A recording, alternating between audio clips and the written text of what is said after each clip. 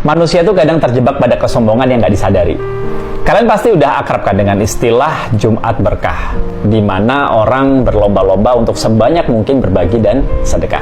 Nah, biasanya pada saat Jumat Berkah itu ada yang ngasih, ada yang nerima. Sebagian orang ngambil, sebagian nolak. Dari beberapa orang yang nolak, saya tuh sempat nanya, kenapa sih ditolak? Dan rata-rata mereka bilang, udahlah buat orang lain aja yang lebih membutuhkan. Toh saya bisa beli sendiri. Bahkan kalau bisa, justru saya yang ngasih. Sekilas kedengarannya baik ya. Ini nih yang saya bilang di awal tadi, bahwa kita seringkali terjebak pada kesombongan yang nggak disadari.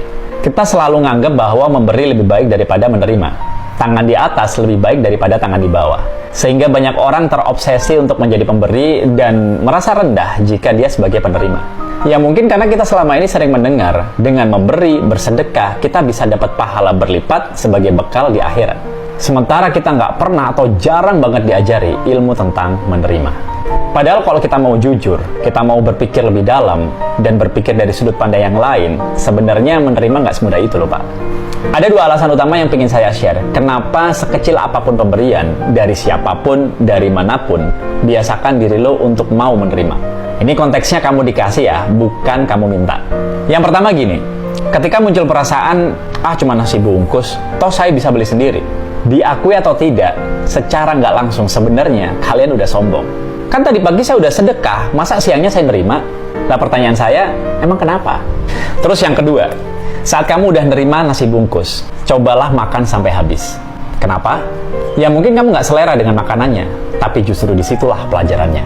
Ketika sesuatu nggak enak terjadi dalam hidup kalian, nggak sesuai seleramu, maka kamu nantinya akan terbiasa menghadapi dan menikmati sampai keadaan nggak enak itu terlewati. Pelajaran yang lain adalah, ketika kamu pengen ngasih sesuatu ke orang lain, pastikan yang terbaik, supaya orang lain punya selera menerima pemberianmu.